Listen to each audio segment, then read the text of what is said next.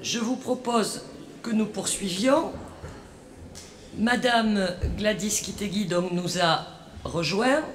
Monsieur Laborde a dû s'absenter et donne donc pouvoir à Monsieur Laurier. Et Monsieur Moussaoui a dû s'absenter également et m'a donné pouvoir. Je pense que Monsieur Laurier va nous rejoindre. Bien, donc je vous propose que nous poursuivions avec le point 8 à l'ordre du jour et les tarifs donc du conservatoire à rayonnement communal. Monsieur Vatan. Oui, Madame le maire, chers collègues, donc la direction des affaires culturelles propose pour l'année prochaine, 2014-2015, d'apporter quelques modifications sur les tarifs du conservatoire, comme c'est pratiqué chaque année, avec une augmentation cette fois-ci de 2% des tarifs du conservatoire à rayonnement communal de Colomiers. Donc ce qui correspond à peu près à 1 à 2 ou 3 euros pour les columérins, pour leurs différents tarifs. Merci. Donc on peut se reporter effectivement à la grille tarifaire qui est annexée que je ne vais pas détailler au rapport. Très bien, je vous remercie. Des interventions? Oui, Monsieur Laurier. Oui, en fait, ce que vous nous proposez, c'est une augmentation de 2%, vous le rappelez. Ben, il faut aussi rappeler que c'est 2 fois supérieur à l'inflation et que c'est donc un gain pour la commune et un moyen de financement, on le voit, un des leviers financiers pour assurer l'équilibre des comptes. Et nous ne souscrivons pas à cette option, puisque dans les temps que nous connaissons aujourd'hui, et compte tenu du profil columérin que nous avons tous rappelé, nous votons contre cette proposition qui nous semble inadaptée. Bien, je crois que on ne peut pas non plus considérer qu'une augmentation de 2% sur les tarifs appliqués au conservatoire à rayonnement communal soit réellement un levier dans les finances publiques. Je rappelle également que nous utilisons le dispositif du quotient familial pour tenir compte également des possibilités financières de chacune des familles et que donc ceux qui en effet ont des revenus qui leur permettent de payer ces tarifs le font et que les autres bénéficient en effet d'aide, notamment à travers du dispositif du quotient familial sur des tarifs qui déjà de base ne sont pas élevés. Donc je mets aux voix. Qui s'abstient? Pardon, oui, monsieur. Excusez-moi, je n'ai pas été réactif. Non, nous regrettons également l'augmentation des tarifs qui est plus élevée que l'inflation et qui sera une charge de plus pour les revenus les plus modestes et les classes moyennes sur la commune. Donc nous voterons contre cette délibération. Bien, donc ma réponse précédente valait également pour votre intervention et donc je mets aux voix. Qui s'abstient? Qui vote contre? Bien. Donc, c'est approuvé néanmoins. Le point suivant concerne les tarifs pour la direction éducation, enfance, jeunesse et sport avec diverses tarifications. Monsieur Briançon. Donc là aussi également, comme pour les tarifs précédents, ce qui concerne la gymnastique volontaire, la location des terrains et des locaux ou l'école municipale d'initiation sportive, une augmentation de 2%. En ce qui concerne l'espace nautique Jean Vaucher, pas d'augmentation de l'ensemble des tarifs pour rester en cohérence avec les autres centres nautiques. Il y avait eu une augmentation il y a 2 ans. Et par contre, 2 nouveaux tarifs, mais qui en fait n'en sont qu'un. C'est un tarif pour les columérins et un tarif extérieur.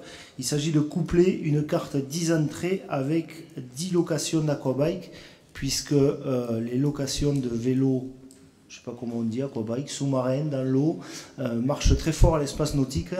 Et donc pour faciliter et la gestion et le service rendu à l'usager, il est proposé de faire une entrée commune piscine aquabike. Merci. Des interventions? Oui, monsieur Vincent. Bon, pour les mêmes raisons que le point précédent, nous voterons contre l'augmentation des tarifs et nous voulions poser la question: est-ce qu'il est envisageable à l'avenir, quand il faut une augmentation des tarifs, parce que ça peut arriver, est-ce que c'est possible de différencier l'augmentation à destination des entreprises, des augmentations pour l'ensemble des ménages? Ça, c'est une question. Oui, c'est déjà le cas. Hein. Si vous regardez attentivement les tarifs, je ne les ai pas détaillés. Il y a des tarifs pour les columérins, des tarifs pour les extérieurs, et puis il y a des tarifs pour les entreprises. Les écoles publiques ne payent pas. Non, je me suis mal exprimé, excusez-moi. Est-ce que c'est possible de dissocier l'augmentation que l'on porte sur les tarifs des ménages par rapport à l'augmentation que l'on porte sur les tarifs des entreprises? De faire peser une nécessité de faire rentrer plus d'argent, un peu plus sur les entreprises que sur les ménages? Oui, c'est tout à fait possible de le faire. Donc nous aurons à en rediscuter. Excusez-moi, est-ce qu'il n'est pas possible de le faire maintenant, puisque le taux de 2% est un taux uniforme qui s'applique par exemple à l'allocation de cours de tennis couvert en terre battue.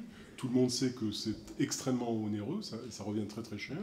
Et je vois que l'augmentation, par exemple, pour les entreprises, c'est également 2%.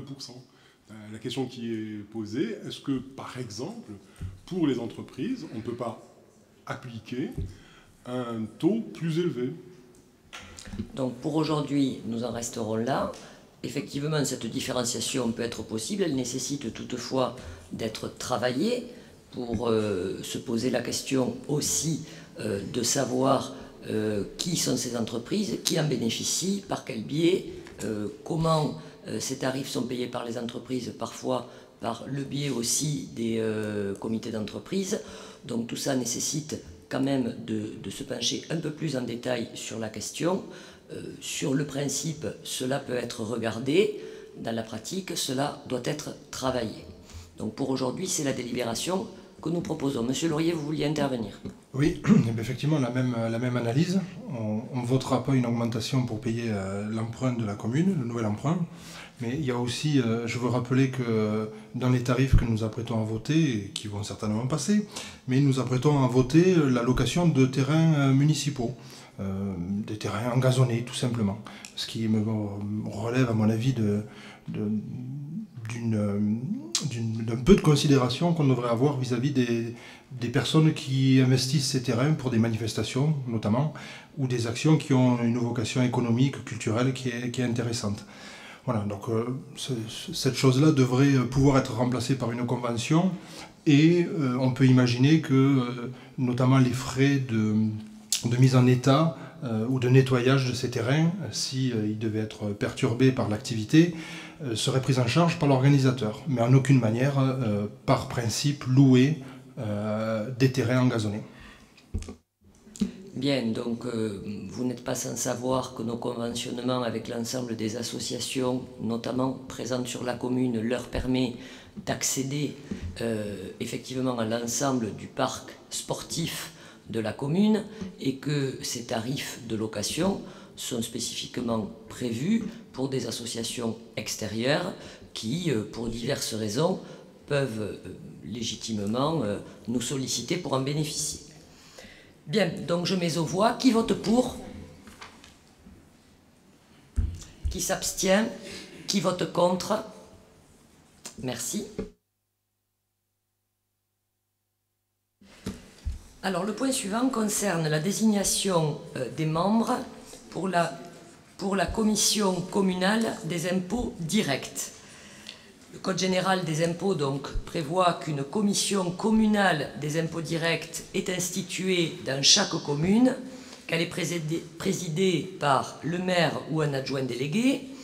Cette commission a pour mission d'émettre un avis sur l'évaluation des constructions nouvelles, les additions de constructions, sur la constatation annuelle des changements de consistance ou d'évaluation des valeurs locatives existantes de foncier bâti, de procéder également au recensement des constructions nouvelles ou additions de constructions et de contrôler que celle-ci ait bien fait l'objet d'une évaluation par les services fiscaux, de vérifier l'existence des locaux de référence, leur mise à jour et éventuellement en créer si besoin est, d'analyser les coefficients d'entretien, de situation générale ou particulière, de suivre leur mise à jour et éventuellement proposer la modification ou l'instauration, enfin d'émettre des avis concernant les biens vacants et sans maître.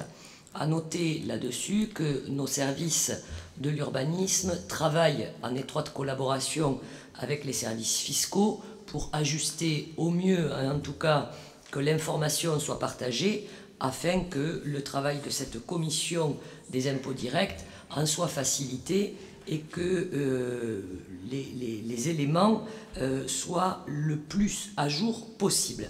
Cette commission est composée, pour les communes de plus de 2000 habitants, de 8 commissaires titulaires et de 8 suppléants, en sus donc du président. Donc les commissaires doivent répondre à un certain nombre de critères, de nationalité française, être âgés d'au moins 25 ans, être bien sûr en jouissance de leurs droits civils, être inscrits au rôle des impositions directes locales, familiarisés avec les circonstances locales et posséder des connaissances suffisantes pour l'exécution des travaux confiés à la commission. Un commissaire doit en outre être domicilié en dehors de la commune et nous rappelons donc que la durée du mandat des membres de la commission est la même que celle du mandat municipal. Les commissaires et leurs suppléants sont désignés par le directeur départemental des finances publiques sur une liste de contribuables en nombre double, donc dressée par le conseil municipal. Donc nous devons dresser une liste de 16 membres, 16 titulaires, 16 suppléants, et le directeur départemental des finances publiques fera donc son choix sur cette liste pour en retenir 8 titulaires et 8 suppléants. Donc, je vous propose la liste suivante. Titulaire, Josiane Mourgue, suppléant, Daniel Camus. 2. Titulaire, Thérèse Moisan, suppléant, Bruno Vatan. 3. Titulaire, donc pour la liste Vivre mieux à Colomiers, vous pouvez nous désigner donc une personne qui n'est pas forcément un élu, hein, vous l'avez compris. Suppléant, Janine Giraud. 4. Titulaire, Bernard Sicard, suppléant, Robert Bendichou. 5. Titulaire, Laurence Casalis, suppléant, Guy Secchini. 6. Titulaire, donc pour le groupe Ensemble pour Colomiers, vous pouvez également nous proposer une personne à ce titre-là. Suppléant, Antoine Briançon. 7. Titulaire, Valérie Chevalier, suppléant, Janine Crabette. 8. Titulaire, Arnaud Signon, suppléant, Luc Licari. 9. Titulaire, Michel Capdequi, suppléant, Guillaume Lorenzato. 10. Titulaire, une personne donc pour le groupe Vivre mieux à Colomiers, suppléant, Jean-Luc Sadorni. 11. Titulaire, Bruno Piquet, suppléant, Christophe Corby. 12. Titulaire, Roland Mathieu, suppléant, Nathalie Germain, en vous précisant qu'il y a aussi des critères liés à la qualité des membres, notamment de commerçants, on l'a vu tout à l'heure, ou de personnes qui n'habitent pas forcément la commune. 13. Titulaire, Gauthier Ngounbou, suppléant, Marcel Sals. 14. Titulaire, Michel Roch, suppléant, Pierre Méjonade. 15. Titulaire, donc pour le groupe Ensemble pour Colomiers, suppléant, Philippe Zernick. Et 16. Titulaire, Annie Serré, suppléant, Xavier de Rodès. Voilà, donc si vous en êtes d'accord, vous pourrez nous communiquer les noms correspondants et je vous propose de voter sur d'approuver donc cette liste de 16 membres titulaires, 16 suppléants, étant entendu que ce n'est pas nous qui réalisons ensuite le choix définitif, c'est donc bien le directeur départemental des finances publiques qui fera son choix pour déterminer 8 titulaires et 8 suppléants. Est-ce que vous avez des questions? Donc je mets aux voix. Qui vote pour? Bien, je vous remercie. Donc nous poursuivons avec des aides financières. Madame Moisan, pour une demande d'aide financière auprès du Conseil général. Oui, Madame le maire, il s'agit d'une demande d'aide financière dans le cadre du dispositif départemental d'accompagnement à la scolarité pour l'année 2014-2015. Donc il convient de demander un renouvellement de l'aide financière auprès du Conseil général et il est nécessaire d'adresser à cet organisme un exemplaire du dossier de demande d'agrément qui vaut renouvellement de notre demande de subvention. Je rappelle que l'accompagnement scolaire est gratuit pour tous les élèves de la ville, que le Conseil général nous apporte une aide financière pour les collégiens qui y participent. Il ne devrait pas y avoir d'inquiétude puisque le représentant du Conseil général participe à l'ensemble de nos travaux et nous a assuré du renouvellement de l'avenant nous concernant. Pour information, les collégiens qui doivent passer le brevet cette année peuvent aller à l'accompagnement scolaire jusqu'à fin juin, alors que les enfants de l'élémentaire arrêtent aux environs du 6 juin. Bien, merci beaucoup pour ces précisions complémentaires. Est-ce qu'il y a des questions? Donc je mets aux voix. Qui vote pour? Je vous remercie. Donc, Monsieur Saralier, pour une opération donc conduite par le SDEG. Madame le maire, suite à la demande de la commune, le SDEG a réalisé l'étude des travaux concernant l'effacement du réseau basse tension chemin des Cévennes. Le coût total de ce projet est estimé à 16 500 € TTC. La part restante à la charge de la commune est de 13 860 € hors taxe. Merci. Donc ce projet prévoit l'enfouissement du réseau basse tension le long du chemin des Cévennes. Des portes aériennes seront déposées, remplacées. Donc il y a toute quand même une consistance de ces travaux assez importants qui seront réalisés donc sur notre commune et les riverains en sont bien sûr informés. Y a-t-il des questions? Oui. Oui, puisque la commission n'étant pas encore instituée, mais est-ce qu'on profite de ces travaux pour faire passer d'autres réseaux? Je pense au câble, par exemple, enfin à la fibre optique ou à l'effacement de réseaux télécoms notamment. Je ne peux pas vous répondre. Je pense qu'effectivement, il doit y avoir des accords entre, bien sûr, le SDEG et les autres opérateurs pour que, en effet, lorsque nous avons besoin d'effacer un réseau basse tension, les tranchées qui sont réalisées à ce moment-là et les réseaux qui sont tirés puissent servir aussi pour acheminer d'autres câbles. Donc là, il y a des accords, mais territoriaux, qui permettent effectivement à l'ensemble des opérateurs concernés de trouver le cadre de leur intervention ensemble. Bien, je mets aux voix. Qui vote pour? Merci.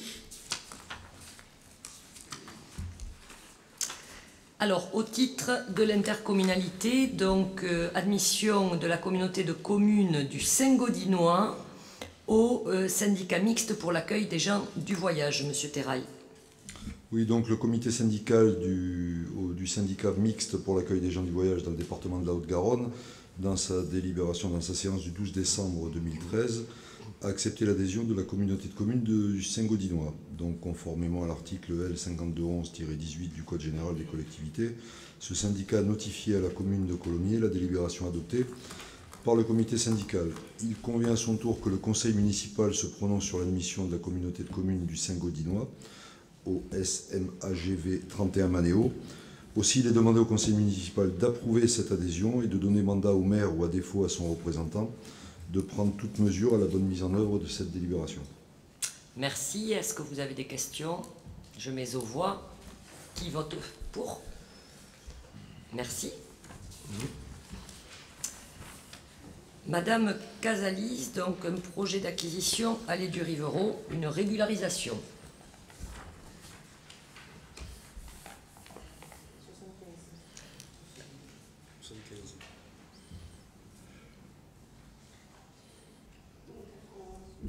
En 1991, les consorts Goffeny, alors propriétaires d'une grande parcelle de 5 919 m² située sur le chemin du Caroussal et de l'allée du Rivero, ont été autorisés à diviser cette propriété pour détacher 2 terrains à bâtir.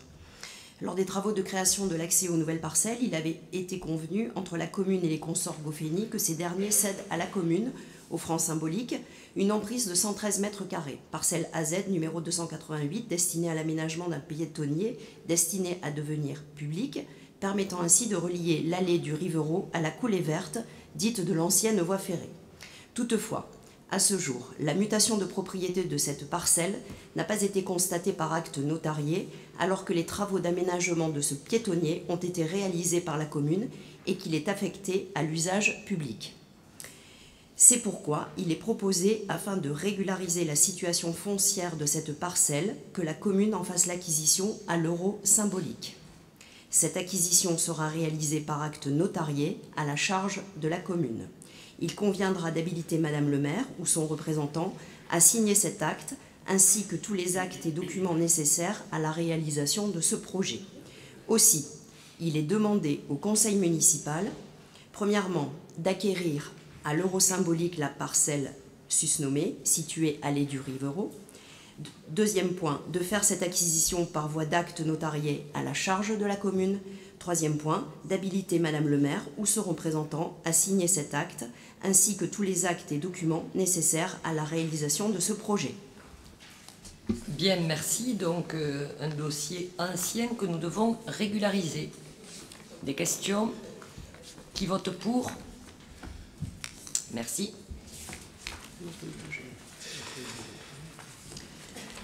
Monsieur Terrail, donc pour la fermeture annuelle de l'aire de Buffevent à l'été 2014. Oui, Madame le maire. La commune a aménagé donc une aire d'accueil des gens du voyage au lieu dit Buffevent, route de Pibrac. Cette aire d'accueil dispose de 20 emplacements de 90 à 100 mètres carrés chacun, pouvant regrouper 2 ou 3 caravanes. Donc vous avez en pièce annexe l'état de présence et d'occupation sur l'année 2013. Donc en vue du renouvellement en 2014 de la convention d'aide à la gestion des aires d'accueil, le conseil municipal doit approuver le règlement intérieur qui est également en pièce jointe, le contrat temporaire d'occupation délivré par la commune aux occupants à leur arrivée également en pièce jointe, dont vous avez dû avoir connaissance, et la remise d'un kit d'accueil aux familles dès leur arrivée, comprenant notamment un guide pratique, un plan de la ville. En outre, le conseil municipal doit aussi approuver le tarif du droit de place fixé forfaitairement à 1 € par jour et par place de caravane d'habitation, le mode de facturation des fluides ou électricité dissocié au mode de facturation du droit de place, et troisièmement, la présence quotidienne non permanente de 2 gestionnaires 6 jours par semaine à 1 heure chacun par jour, une conseillère en économie sociale et familiale 6 jours par semaine à 1h30 par jour, ainsi que 2 accompagnatrices transport scolaire spécifiques à 3 heures chacune par jour. Et enfin, la fermeture de l'aire pour une durée de 3 semaines entre le lundi 28 juillet et le dimanche 17 août. Aussi, il est demandé au conseil municipal donc d'approuver le règlement de l'aire d'accueil des gens du voyage, le contrat temporaire d'occupation conclu par la commune et les occupants, la remise du kit d'accueil aux familles arrivantes, le tarif du droit de place fixé donc au montant dont je vous ai donné connaissance, ainsi que le mode de facturation, et l'organisation d'une présence quotidienne mais non permanente de personnel comme indiqué ci-dessus. Et la fermeture enfin de l'aire d'accueil des gens du voyage pour une durée de 3 semaines, du 28 juillet 2014 au 17 août 2014. Merci beaucoup. Donc une délibération annuelle finalement. Est-ce que vous avez des questions, des interventions? Oui, monsieur Laurier. S'agissant d'une nouvelle mandature, on connaît un peu la situation de cette aire de Buffevent avec une occupation qui est permanente, alors que ce n'est pas la vocation de cette aire qui est une aire normalement de passage. Est-ce que vous envisagez, et c'est une question auquel je suis prêt à contribuer d'ailleurs, est-ce que vous envisagez de mettre en place une stratégie qui fasse retrouver à cette aire une situation qui est celle d'origine, à savoir une aire de passage et non pas de sédentarisation? Alors je vais donner la parole à monsieur Terrail qui va vous répondre plus précisément, mais ce sont les gens qui sont du voyage. L'aire, elle n'est pas du voyage, elle est permanente. Et donc, effectivement, l'occupation est permanente, mais il y a certainement des rotations, voyez-vous. Et après, il y a des aires de grand passage qui se trouvent ailleurs. Donc, monsieur Laurier, je vais vous répondre. Prenant en charge, y compris ce domaine, bien évidemment, on envisage d'abord de remettre un petit peu en état, profitant du fait que l'aire va être inoccupée pendant 3 semaines, en principe inoccupée pendant 3 semaines, de remettre un petit peu en état, de revoir un petit peu ce qui se passe dans cette aire qui est municipale, sachant que, vous connaissez un petit peu le souci, aucune aire communale n'est vraiment inoccupée toute l'année. Beaucoup de personnes se sédentarisent, d'où la difficulté quand on reçoit, notamment au moment de la période va arriver, les difficultés qu'ont toutes les communes pour gérer les passages. notamment à ces périodes de Pâques où les pèlerinages vont commencer et les évangélistes vont se déplacer. On en a eu l'expérience les années précédentes, sachant que ce problème d'aire de grand passage est un problème qui relève d'un phénomène départemental. C'est pour ça que vous voyez que les communes du Saint-Gaudinois ont également adhéré et que la préfecture, qui devrait être en charge de ce problème pour en discuter avec les communes, pour éventuellement proposer sur l'agglomération toulousaine à chaque point cardinal une aire de grand passage, sachant que l'aire de grand passage du Nord sera sur une commune du Nord. Et qu'évidemment le problème est en suspens depuis une quinzaine d'années puisque personne n'en veut. Donc nous avions déjà anticipé sur ce problème-là, puisque dans le cadre du CISPD, qui se mettait en place dans les mois précédents, j'avais proposé dans les fiches actions prioritaires qu'on y inclue cette problématique d'aire de grand passage, puisque toutes les communes y sont confrontées, et qu'en général, pendant les 3 mois d'été, toutes les communes jouent à la patate chaude. Bien, de toute façon, nous aurons l'occasion de poser cette question extrêmement intéressante à M. Moudenc, donc, puisque c'est de compétences communautaires et aussi de la communauté urbaine maintenant. Et donc, peut-être aura-t-il une vision sur ce sujet. Monsieur Gimena. Oui, Madame la maire, Monsieur Laurier, il faut quand même savoir qu'il y a un schéma départemental aussi de l'accueil des gens du voyage qui prend en compte 3 types d'accueil. L'accueil de grand passage, on vient d'en parler, l'accueil de petit passage aussi, mais aussi les terrains familiaux. Et force est de constater que les objectifs du plan départemental de l'accueil des gens du voyage n'est pas respecté. C'est une espèce de patate chaude que les communes se balancent régulièrement, autant sur les aires de grand passage que de petits passages, mais aussi sur les questions de terrains familiaux. Monsieur Terreil a tout à fait raison de dire qu'il y a effectivement un mouvement structurel de sédentarisation pour plein de raisons. Et là où il y a un gros déficit dans notre département, dans notre agglomération, ce sont sur les terrains familiaux. Et si on n'agit pas sur les terrains familiaux, on aura toujours la problématique des aires de petits passages. La problématique des aires de grand passage, c'est encore un peu plus complexe, mais c'est vrai que sur les petits passages et les terrains familiaux, il y aurait un gros travail à faire. Bien, donc je ne doute pas que chacun le fera dans ses différentes compétences. En tout cas, pour Colomiers, nous allons nous occuper de l'aire de Buffevent. Monsieur Laurier, une dernière courte intervention. Mais il ne s'agissait pas de parler de l'aire de grand passage de Toulouse. Donc vous soulignez effectivement aujourd'hui qu'elle n'a pas abouti, malgré les 6 ans de mandat de Pierre Cohen. Donc c'est effectivement une patate chaude. C'est réellement une patate chaude, quel que soit le bord. Et concernant la problématique même de Colomiers, il s'agit, et je pense que notre conseiller général présent ici a raison d'insister sur les terrains familiaux. C'est des choses qui ont été mises en place dans le schéma départemental, qui ont été faites d'une autre manière en Autriche et qui fonctionnent très bien.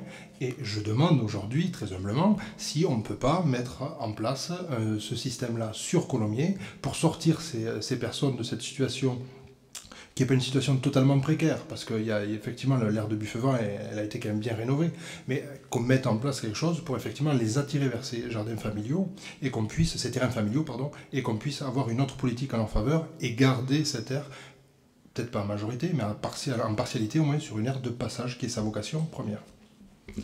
Bien, donc nous allons nous préoccuper de notre aire de Buffevent, ce qui est déjà pour notre commune un point intéressant et un point de compétence que nous assumons contrairement à bien d'autres, et encore une fois que chacun aussi prenne ses responsabilités en fonction de ses compétences.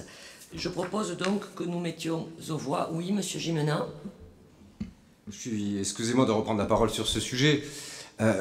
C'est aussi de notre responsabilité, Madame la maire, que de prendre en considération, je dirais, les situations aussi de nos concitoyens. Et là, en l'occurrence, on sait très bien qu'il y a de vieilles familles de Colomiers qui sont ici depuis 30 ans, 40 ans, 50 ans, qui se sont sédentarisées à Colomiers, et qui, même certaines, par affiliation familiale, on sait très bien que certaines sont aussi à Buffevent. Mais Laurent Laurier nous invite à réfléchir, je dirais, humainement, en toute fraternité, sur un objectif qui pourrait être effectivement d'imaginer sur la ville de Colomiers. Et là, pour le coup, ça permettrait de faire le renvoi au schéma départemental des gens du voyage, mais je ne le stigmatiserai pas pour les gens du voyage. J'élargirai le propos sur la question de l'habitat léger, j'élargirai le propos sur la question des aires de terrains familiaux. Beaucoup de communes ont mis en place des terrains familiaux, mais pas que pour les gens du voyage. Pour des gens qui, de manière volontaire, ont décidé de vivre, je dirais, un habitat léger. Donc on pourrait peut-être imaginer, vous êtes vice-présidente chargée de l'habitat au Grand Toulouse, que sur la question de l'habitat, on puisse aussi avoir en ligne de mire la question de l'habitat léger sur notre agglomération. Bien, merci beaucoup. Effectivement, c'est une question dont nous nous préoccuperons en appelant aussi les communes voisines et autres communes sur l'agglomération à prendre leur part dans l'accueil des populations, puisque je note quand même qu'à Colomiers, nous avons pris largement notre part sur l'accueil des populations avec une diversification des offres, notamment pour des logements intermédiaires, des logements à vocation sociale et à loyer modéré, et également avec cette ère donc, que nous appelons pudiquement ère des gens du voyage, parce que c'est un mode de vie aussi que ces personnes-là ont pu choisir, et nous accueillons là de nombreuses familles, de nombreuses personnes qui peuvent aller et venir, mais donc je vous accorde effectivement que certaines se sont sédentarisées. Voilà, donc bien sûr cette question est plus globale, je pense qu'elle n'a pas vocation à être traitée, encore une fois et je le répète, uniquement ici à Colomiers. Nous porterons nos priorités certainement ailleurs, nous l'avons dit, notamment sur la rénovation également de nos quartiers les plus anciens, et je me préoccuperai effectivement, en ma qualité de vice-présidente à la commission Habitat au Grand Toulouse, de mesurer l'apport des autres communes dans ce grand débat. Voilà, merci beaucoup. Donc je finis par mettre tout de même cette délibération au vote, et donc qui vote favorablement à la fermeture annuelle de Buffevent. Parfait, je vous remercie. Alors nous revenons, Monsieur Terrail, sur le protocole que nous avons à conclure entre la police nationale et notre service de tranquillité publique, puisque c'est une délibération qui avait déjà été présentée en conseil municipal, au conseil municipal de février dernier, mais que M. Sicard n'a pas pu signer avant la fin de sa mandature, et que donc il faut m'autoriser à signer, et qui nous permet effectivement de retraduire les éléments de ce protocole. Monsieur Terrail, merci.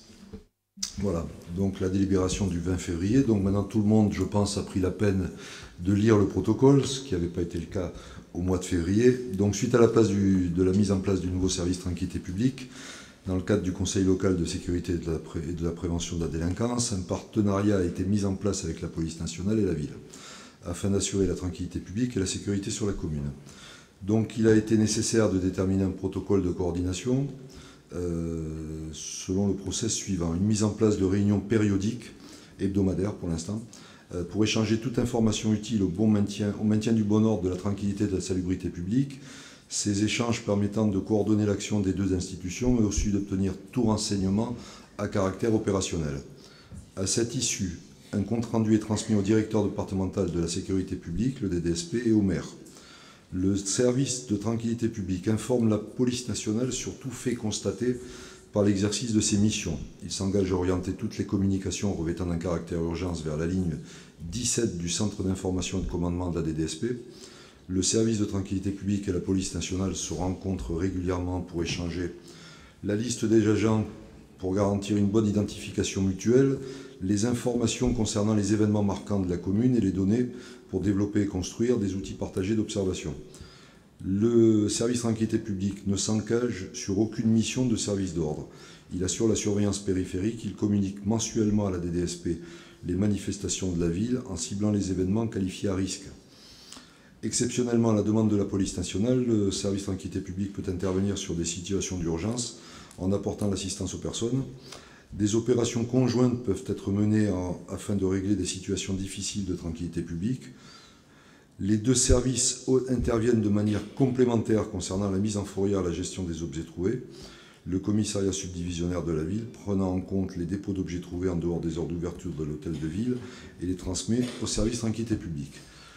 Donc pour valider ce protocole, qui est quand même une nouveauté, puisque c'est la première fois qu'on a un protocole police nationale, service de tranquillité publique, dans lequel sont intégrés des groupes de médiateurs, un rapport annuel est établi le premier trimestre de l'exercice suivant, donc on va le faire à la rentrée, par le service tranquillité publique et le commissariat de la ville.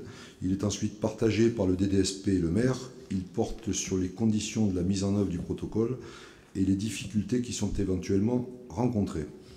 Ce protocole est donc conclu pour une durée d'1 an par tacite reconduction. Il peut être dénoncé par lettre recommandée, accusé de réception, après un préavis de 6 mois par l'une ou l'autre des institutions.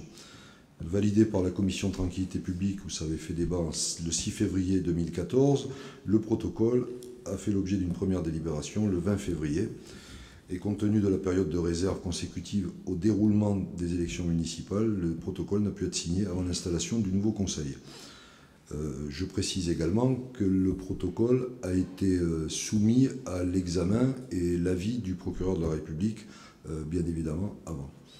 Donc il est demandé au conseil municipal d'approuver le protocole de coordination si annexé entre la police nationale et le service tranquillité publique et de donner un mandat à Madame le maire ou à défaut son représentant de prendre toute mesure à la bonne mise en œuvre de la présente délibération. Je vais apporter une petite précision sur ces protocoles puisque je pense que tout le monde l'a lu. La difficulté, quel que soit le service municipal qui travaille avec une administration d'État, c'est d'obtenir les éléments d'analyse de délinquance à la semaine ou au jour le jour ou à l'heure. Donc vous verrez dans le cadre du protocole que on a réussi à faire signer au directeur départemental des informations sur les événements les plus marquants et les plus flagrants qui peuvent se passer sur la commune, à savoir les disparitions inquiétantes, c'est information du service de tranquillité publique dans l'heure, tous les véhicules volés signalés au commissariat, information au service tranquillité publique dans l'heure, ainsi que d'autres éléments qui permettent une occupation de voie publique en coordination totale avec le service de tranquillité publique et une sectorisation des patrouilles un peu cohérente, sachant que les nôtres sont beaucoup plus visibles et beaucoup plus prégnantes sur le terrain que les maigres effectifs du commissariat de police. Voilà. Merci, Monsieur Terrail. Des interventions? Monsieur Vincent. Merci, Madame la maire. C'est finalement un protocole assez classique de coordination entre une police étatique et une police municipale. Donc évidemment, sur le fond du protocole, on n'est pas opposé sur des points en particulier, en tout cas pas opposé de façon frontalement, puisqu'il est assez proche des protocoles standards de coordination. Donc c'est un bon protocole dans l'ensemble. Mais ce qui nous semble être un problème, c'est que c'est d'habitude un protocole signé entre une police étatique et une police municipale. Et je dis bien une police municipale. C'est là que nous semble être un gros problème. La ville de Colomiers n'a pas de police municipale, mais elle s'est dotée de ce service de tranquillité publique, et mon propos porte essentiellement sur les agents de tranquillité publique. Elle s'est dotée de ce service qui revêt les habits d'une police municipale sans en avoir les garanties, les avantages et les atouts. Je vais m'expliquer. Dans ce protocole sont décrites beaucoup de missions et de caractéristiques de ces agents de tranquillité publique qui font penser sans arrêt à une police municipale. Dès le préambule, on place ce service, son action en tout cas, dans le cadre général fixé par le Conseil local de sécurité et de prévention à la délinquance. Donc bien sécurité et prévention à la délinquance qui sont deux compétences de police et deux compétences exercées par la police municipale en général et par les polices étatiques également, bien évidemment. Ensuite, dans le chapitre principes généraux, sont énumérées les priorités de ces agents de tranquillité, enfin du service de tranquillité publique. La tranquillité publique, la prévention, la lutte contre toutes les incivilités. C'est là aussi finalement des priorités d'une police, qu'elle soit étatique ou municipale. Donc c'est pour ça que j'emploie le terme de mission de police en général et des compétences de police qui sont directement attachées à Madame le maire et qui ne sont pas délégables. Ensuite, dans l'article 1.1 aux missions, sont décrites... Ils ont également pour mission 2. Et là, il suit une énumération de missions sans citer vraiment les textes légaux qui encadrent ces missions. Et on retrouve beaucoup de ces éléments énumérés qui sont encore une fois constitutifs d'une mission de police, qu'elle soit étatique ou municipale, comme la transmission d'informations sur certains comportements suspects, rédiger les comptes rendus et rapports d'activité, sensibiliser les usagers de l'espace public aux règles de civisme et de citoyenneté. Bon, ça, c'est également des missions de police en général. Et ensuite, je voudrais aller plus loin à l'article 5.3, complémentarité, appui mutuel et limite du domaine de compétences. Et M. Terrail en plus a mis l'accent sur cet élément. De manière exceptionnelle et dans la mesure de ses moyens disponibles, le service peut intervenir sous le signe de l'urgence, à la demande de la police nationale, pour porter assistance à des personnes en danger en attendant l'arrivée du premier équipage de police nationale. Moi, ça me va très bien, mais c'est une mission de police. Ça n'est pas une mission d'un service, qu'il soit technique ou administratif. Vous avez également, M. Terrail, évoqué l'idée du signalement dans l'heure des véhicules volés, des personnes disparues. Vous avez signalé également l'élément qui est inquiétant, le fait que la police municipale dispose de plus d'effectifs qu'une police nationale. C'est également quelque chose qui nous semble caractéristique d'avoir les habits de la police municipale sans vraiment en avoir la nature. Mais donc, le service de tranquillité publique n'est bien pas une police municipale. Et plusieurs éléments nous font penser ça. Par exemple, il n'y a pas de cadre... Les agents de tranquillité publique sont des ASVP, agents de surveillance de la voie publique. Ils ne sont pas agents de police judiciaire adjoints comme le sont les agents de police municipale. Et dans les filières de la fonction publique territoriale, il n'existe pas de cadre d'emploi des ASVP. Il n'existe pas de cadre d'emploi des agents de tranquillité publique.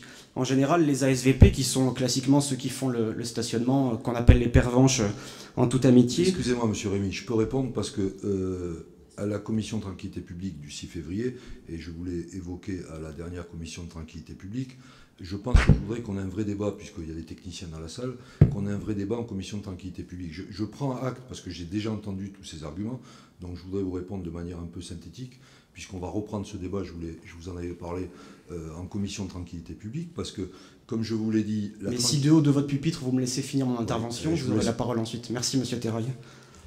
Donc, les agents de tranquillité publique ne sont pas des ASVP, ils sont en général classés comme adjoints techniques ou administratifs. Et en termes de déontologie, je voulais y revenir également, le 5.1 du protocole, qui est intéressant, qui fixe les principes déontologiques, mais malheureusement qui se limite aux principes déontologiques normaux des fonctionnaires, alors qu'une police municipale a des principes déontologiques qui sont contenus dans les articles 515 à 515-21 du Code de sécurité intérieure. Donc c'est vraiment quelque chose de beaucoup plus précis que des principes déontologiques des fonctionnaires en général. Et tout ce dont je viens d'énumérer, ça rapporte également à la question de la formation qui, bon, c'est encore un peu obscur, mais j'imagine que vous nous préciserez au sein de la commission de tranquillité publique le parcours de formation et de recrutement de ces agents. On voulait préciser quelque chose de très important. On ne veut absolument pas que nos réserves sur ce service-là soient portées contre les hommes et les femmes qui en font partie. On n'a absolument aucun souci avec ces agents qui doivent faire du très bon travail dans le cadre d'emploi qu'on leur a aménagé. Nos réserves sont uniquement dirigées sur le fait que tout ce que je viens d'énumérer, pour nous, est constitutif d'une police municipale. Et pour protéger ces agents et notamment pour avoir des garanties en termes de déontologie et de formation, nous sommes favorables à une police municipale. Donc on a deux questions, et on s'abstiendra sur ce protocole pour ces raisons-là. Nous avons deux questions. Cette mandature que vous commencez, Madame la maire, va confirmer le choix de ne pas créer de police municipale et de garder ce service de tranquillité publique. Et puis, bon, ça, j'enlève cette deuxième question parce que M. Terrail nous répondra en commission sur le contenu de la formation et de recrutement. Merci. Alors, je vais donner tout de suite la parole à M. Terrail, juste pour vous dire, cela ne vous aura pas échappé puisque nous sommes encore très très proches de la campagne municipale, donc j'avais bien noté que vous proposiez une police municipale et vous n'aviez certainement pas oublié de noter que nous ne souhaitions pas, pour notre part, l'instauration de cette police municipale armée ou non armée, la nuit ou pas, et je m'en étais expliqué. Donc, effectivement, là-dessus, je n'y reviens pas, c'est un engagement politique. Monsieur Terrail, vous avez la parole. Oui, donc pour revenir à l'argumentaire juridique et sur l'analyse du contenu des missions, je suis tout à fait d'accord. Je vais prendre à témoin votre ancienne tête de liste. Il faut être imaginatif. Le seul argument sur lequel une police municipale, mais c'est pour ça que je voudrais qu'on en débatte, pour ne pas appesantir les débats et rentrer dans un débat juridique, la création de ce service est venue au départ, puisque vous avez été consultant pour la mise en place des CLSPD, d'un DLS. Donc on est parti purement et bêtement de l'activité délictuelle touchant à la tranquillité publique de Colomiers. Donc vous avez repris, donc je vais en résumé vous expliquer. On a tous les pouvoirs d'une police municipale sur le plan réglementaire, puisque le maire est en charge de la tranquillité publique de la commune. Une police municipale, quelle qu'elle soit, n'est pas coercitive. Donc nous, on a fait un choix politique de ne pas faire semblant de faire une police placebo, pour contrecarrer les carences éventuelles de la police nationale. Puisque vous le savez très bien que dans toutes les villes, les polices municipales, quand elles doivent intervenir, sont obligées de se faire accompagner des services de police nationale pour intervenir sur certains domaines. Mais, comme je vous le disais, la tranquillité publique à Colomiers, qui est 30 points en dessous de Toulouse, dans 10 ans sera peut-être différente et donc évolutive. La ville est en mouvement et les services sont en mouvement. Mais la proposition que l'on avait faite et le débat que l'on avait eu, puisque je vois que maintenant il n'y a plus que des adeptes de police municipale, au lieu de lancer le débat sur les polices municipales, parce qu'il n'y a pas une police municipale, il y a des polices municipales. Moi, le jour où il y aura un débat, je conseillerais à Madame le maire de participer de ce débat sur un cadre d'emploi des polices municipales sur le plan national, que chacun ne fasse pas son bout de police. Donc nous, on a préféré être imaginatif sur Colomiers, faire quelque chose qui s'adapte à la coloration locale, tout en demandant à la police nationale de faire son travail en complément du nôtre. Merci. Je voudrais également ajouter, mais M. Terrail, qui connaît bien ce sujet, le dira certainement encore mieux que moi-même, c'est que ce service de tranquillité publique nous permet d'assurer à la fois toutes les missions qu'aurait assurées une police municipale, mais de compléter ces missions par des missions de médiation sur le terrain, qui nous paraissent extrêmement pertinentes sur notre commune de Colomiers. Ce que ne font pas effectivement vos fameux policiers municipaux qui s'en tiennent selon le cadre des polices municipales qui sont mises en place à ces fonctions réglementaires, mais qui bien souvent malheureusement n'en débordent pas. Nous avons fait un autre choix qui nous permet d'assurer toutes ces fonctions-là qu'aurait certainement une police municipale, mais d'aller même encore plus loin. Donc, dans ce sens-là, en effet, nous confirmons politiquement notre souhait de voir maintenir ce dispositif ici sur notre commune. Et le protocole, vous disiez en démarrant, Monsieur Vincent, que ce n'était pas très original. Au contraire, c'est une première en France, puisque ces protocoles sont signés habituellement entre une police municipale et la police nationale. Ici, à la fois le procureur de la République, mais aussi le directeur départemental de la sécurité publique, signe ce protocole avec un service de tranquillité publique. C'est dire qu'il en reconnaît toute la légitimité et certainement toute la pertinence. Oui, d'abord un petit rappel sur la forme. Quand quelque chose repasse au conseil municipal, c'est que ça avait été mal fait initialement. Donc, je rappelle que j'ai porté dans cette assemblée les problèmes où on devait valider ce protocole sans l'avoir sous les yeux. Après, alors juste sur la forme, parce qu'on est juste sur la forme, vous notez protocole de police nationale 16 vices. Voilà, juste voilà, comme ça je l'ai dit. Et oui, la date de validation. C'est de la forme, monsieur Laurier. Ouais, c'est vraiment la forme, vraiment, je l'ai dit. Vous êtes très pointilleux ce soir. La date de délibération, vous gardez celle du 20 février. Mais voilà, c'est juste pour que les corrections soient apportées, que ça ne revienne pas une nouvelle fois chez nous, puisque effectivement, on en aura assez débattu. Sur le fond, et je l'ai dit en commission, c'est très intelligent. Il y a effectivement une idée, il y a des interactions qui sont prévues à la police, enfin un cadre, et il faut le rappeler, c'est très peu courant encore en France. Donc cette volonté de travailler ensemble avec la police nationale, et qui devient possible grâce à ce protocole. Après, je pense que sur la police municipale, oui, effectivement, nous, on maintient notre demande. Mais je pense que votre argument, et personnellement, je suis désolé, mais je trouve que vous le défendez mal, mais il est aussi très légitime. C'est-à-dire qu'aujourd'hui, une police nationale qui regrouperait des agents de médiation n'aurait aucune crédibilité sur les quartiers et ne pourrait pas intervenir. Aujourd'hui, le service tranquillité publique tel qu'il est conçu, c'est pertinent. On va dans le bon sens et on va traiter les problèmes. On serait étiqueté police municipale, on ne passerait pas, ça passerait pas, c'est pas vrai. Voilà, donc je pense que l'intelligence est liée, le projet il est bon. On a eu des problèmes de communication dans le mandat précédent qui ont fait que bon, voilà, aujourd'hui je vois que c'est réglé. On maintient notre demande de police municipale parce que c'est quelque chose d'autre, c'est quelque chose effectivement où on peut aller plus loin. Rémi Vincent, qui est quand même un spécialiste, a raison de préciser que d'un point de vue juridique, il y a quand même des différences. Voilà. Bon, donc on va voter ce protocole volontiers et quitte à ce qu'avec la même ouverture et le même débat qu'on peut avoir ce soir, qu'on puisse se dire peut-être dans 2 ans, dans 3 ans, voilà, il y a peut-être lieu d'améliorer, il y a peut-être effectivement des choses, des points qui, peut-être en commission, pourraient être étudiés. Merci, Monsieur Laurier. Alors, les choses n'avaient pas été mal faites, mais nous étions aussi dans un temps pressé par l'imminence de cette signature avec l'ensemble des institutions correspondantes. Je vous remercie pour le soutien. Je vais terminer. Je vous remercie pour votre soutien à l'instauration à la fois de ce service tranquillité publique. Je partage effectivement avec vous la pertinence de ce service, notamment dans un contexte columérin que l'on connaît spécifique. En effet, comme je l'ai dit, lorsque nous avons mis en place la commission tranquillité publique, ce sera effectivement le cadre pour partager maintenant les résultats que nous pourrons en ressortir, y compris dans ce partenariat avec la police nationale. Monsieur Gimena. Oui, Madame la maire, Monsieur Laurier. Votre raisonnement est intéressant, Monsieur Laurier, mais la conclusion me déçoit finalement. Elle me déçoit. Je vais vous dire pourquoi.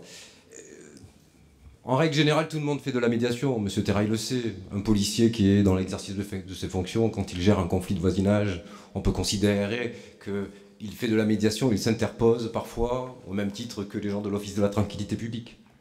Mais la question, elle n'est pas là, puisque les agents de médiateurs sont dans le cadre des nouveaux métiers de la politique de la ville depuis les années 90. On les a positionnés à toutes les sauces. Médiateurs, médiation, agents de médiation, mais médiation de quoi ? On sait très bien que c'est beaucoup plus complexe que ça et que ça nécessite obligatoirement de véritables compétences. On ne fait pas de la médiation parce qu'on porte ou on ne porte pas un costume. Et c'est pas parce qu'on est de l'Office de la tranquillité publique qu'on a de meilleures relations quand on va dans un quartier, dans un bas d'immeuble ou dans un conflit de voisinage. Je pense que les choses ne se posent pas comme ça. Elles se posent d'abord par de la formation. La formation, c'est à mon avis absolument nécessaire. On ne met pas des gens, qu'ils soient costumés ou pas, avec un objectif de faire de la médiation. Donc là, en l'occurrence, moi je pense que le temps que nous prenons pour parler de ce thème montre bien la nécessité d'un débat public. Et nous l'avions, nous, imaginé, nous avions dit que la question de la sécurité, la question de la police, la question de la tranquillité nécessite de partager avec le plus grand nombre, je dirais, donc des columérins, via des conférences, via des manifestations collectives, ces questions-là. Alors, en même temps, il faut prendre des décisions. On a un différent, Madame la maire, de vision des choses.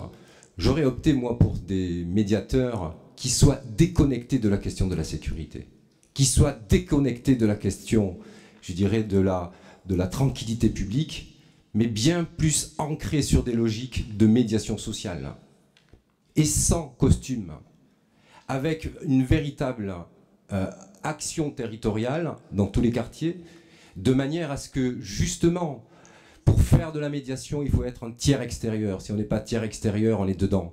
Et les agents de la tranquillité publique, comme des policiers, au bout d'un certain temps, M. Marc Terrail le sait, sont trop dans le conflit pour pouvoir le résoudre correctement. Donc c'est bien une analyse beaucoup plus large qu'il faut faire, parce que sinon, on va mettre des agents de la municipalité dans des situations très complexes et très difficiles. Merci, je trouve, Monsieur Gimena, votre caricature sur les costumes un petit peu réductrice de la situation. Et sachez qu'au-delà, bien sûr, de nos agents de tranquillité publique qui font aussi, en effet, un travail de médiation, il existe également aussi un énorme travail social qui est mené parallèlement, notamment dans nos maisons citoyennes et avec un personnel également compétent. Et donc, l'un n'est jamais exclusif de l'autre et les choses marchent sur l'ensemble de ces champs de compétences-là. Et en tout état de cause, quand vous dites il faut des tiers extérieurs, l'ensemble de ces personnes sont forcément de compétences communales, ou sinon vous faites appel à des prestataires extérieurs.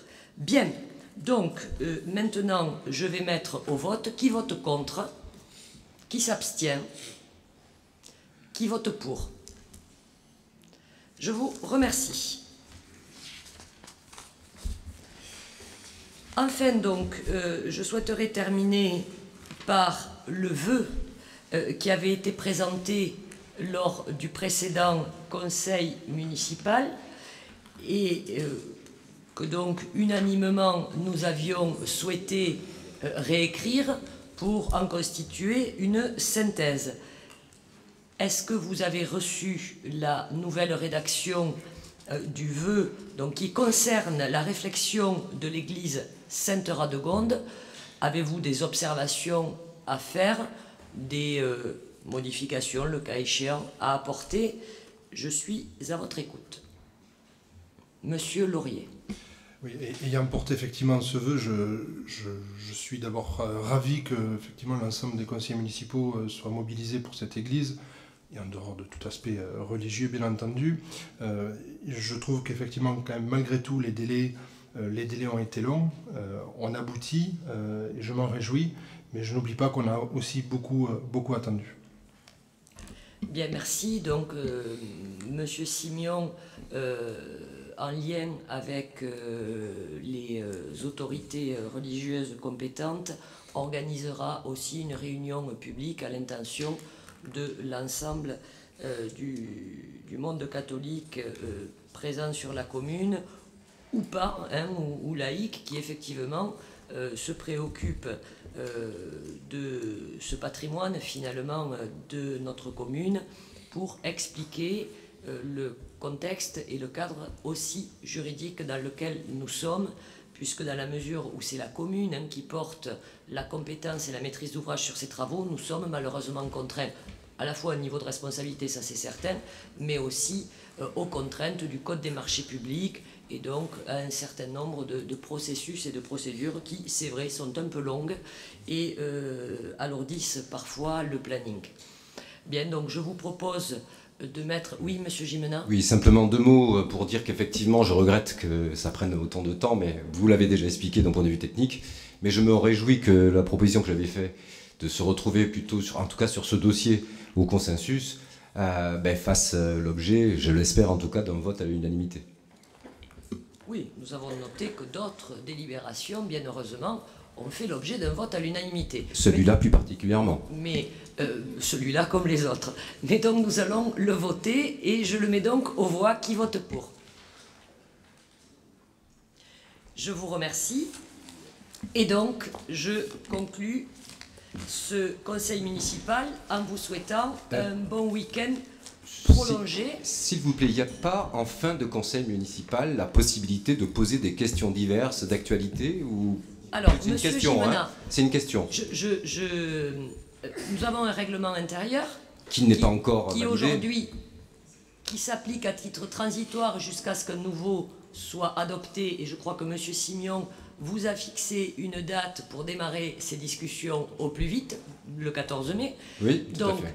Aujourd'hui, ce qu'il est prévu dans le règlement intérieur, c'est qu'effectivement, on puisse... Moi, je vous adresse un ordre du jour avec des dossiers et vous avez la possibilité de m'adresser des questions diverses, également dans un délai normal qui me permette et permettre également à l'ensemble des élus municipaux de pouvoir y répondre. Sinon, on ouvre une réunion publique et on parle de tout, voire même au point d'en arriver à ne parler de rien. Non, non, là, c'était pas de parler de tout. L'idée, bien entendu, pour que nous puissions discuter de façon efficace et constructive, c'est que moi, je vous envoie un dossier de conseil municipal sur lequel vous pouvez travailler et préparer, en effet, vos options de réponse, et que si vous le souhaitez, il y a effectivement une partie questions diverses qui est prévue, dans la mesure où vous voudrez bien m'informer des questions diverses que vous souhaitez porter à l'ordre du jour, auquel cas, nous les mettrons à l'ordre du jour et nous pourrons en discuter. Mais très là, logiquement... là, il s'agissait d'une urgence, tout simplement. C'est sur le dépôt de bus de Tisséo, vous connaissez, vous avez rencontré monsieur Rachid Bali. Donc nous et allons là, il y a clôturer. une urgence. Il n'y a pas plus d'urgence que d'autres dossiers. J'ai été saisi de cette question. Donc si vous avez ce point, puisque j'en ai été saisi il y a plusieurs jours, si vous aviez souhaité porter ce point sans en faire un point spécifique, il fallait le porter à l'ordre du jour. Et donc nous pourrons, si vous le souhaitez, et si vous me le portez en questions diverses, en reparler. Je vous remercie. Monsieur Laurier. Très court. Pareil, vous ne m'avez pas adressé de points en questions diverses. Si, en recommandé, accusé de réception, votre adresse personnelle à Colomiers. Non, ça n'a pas marché. Non, la date... Non, ça n'a pas marché. Je sais où c'est qu'elle est. Vous êtes blagueur ce soir. Oui. Je m'en excuse. Donc je suis moins d'humeur blagueuse que vous, donc je vais vous demander... Juste la date des prochains conseils municipaux, si vous les avez. Le 26 juin. Le 26 juin. Je vous remercie. Et enfin, je vous demanderai, s'il vous plaît, de me communiquer très très vite, c'est-à-dire pratiquement tout de suite ou au moins lundi, le nom des personnes, on va laisser passer le week-end prolongé, pour la commission des impôts directs, parce que nous devons la communiquer très vite aux finances publiques. Merci. Et puis Daniel Lautier, du DPG, il travaille aux impôts.